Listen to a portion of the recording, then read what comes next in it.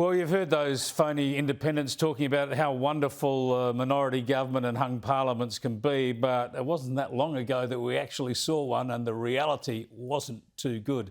Nick Cater, who's the Executive Director of the Menzies Research Centre, has written about this recently in The Australian.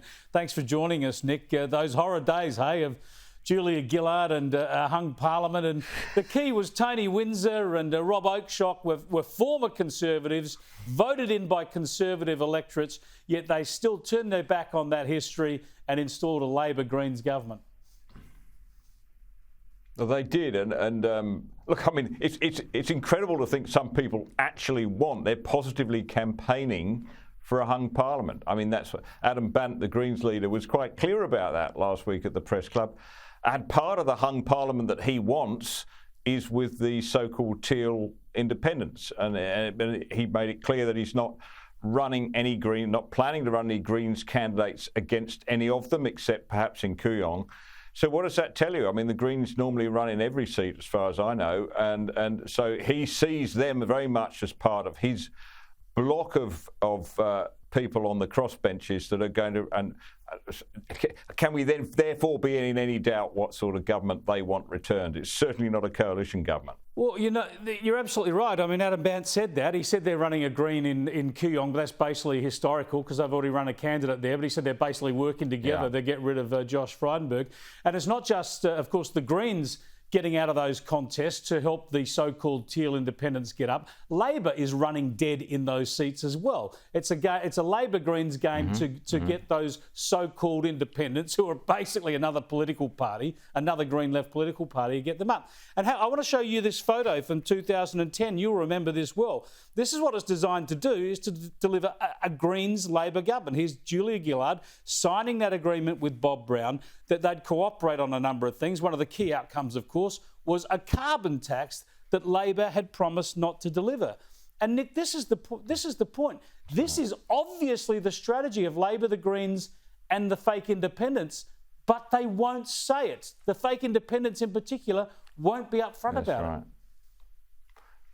Yeah, no, I don't know why they're so coy, because it's obvious. I mean, Adam Bandt let the cat out of the bag. And going back to that picture, which looks very much like a wedding picture, it seems to me, Chris. I don't know if you can get it up again, but the man standing at the back who looks like the best man, Adam Bandt, is now, of course, the leader of the party. Indeed, there he is. I think he actually looks like of a coalition. He looks like the page boy. He was so young then, but he's got the same plan coming. But I think what people have got to recognise is that the Green Party has moved radically to the left, and I mean radically under Bandt. So, you know, it makes Bob Brown look like a lefty in comparison, you know, like somebody on the right in comparison.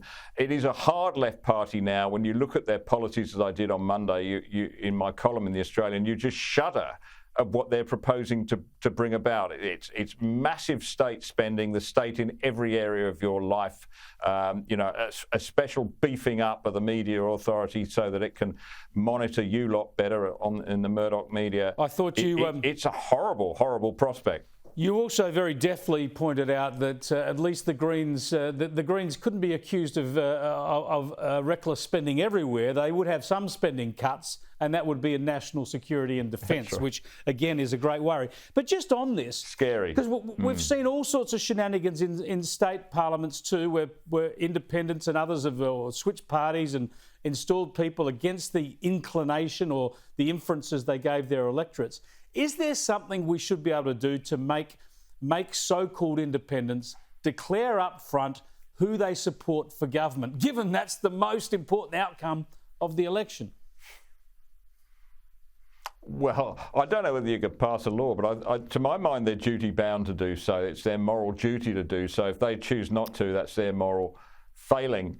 But I think, you know, people should get wise to this and realise that a vote for any independent, just about, or anybody who's not of the two major parties, is a vote for a Green Labor coalition. That's exactly what it is. It's hard to imagine, you know, the independents who are likely to be elected to the lower house, that the coalition could possibly form a minority government, even if it wanted to. I mean, perhaps Bob Catter, you know, you'd probably run out of people quickly after that. So it will, you know, an independent, a hung parliament will be a left parliament, and a very left parliament. you're better off if you're voting for Labor straight off, really, because if you get the balance of power, the Greens are clear what they're going to do with it, and they will take the Parliament and the country far to the left. Yeah, well said, Nick. Thanks for joining us.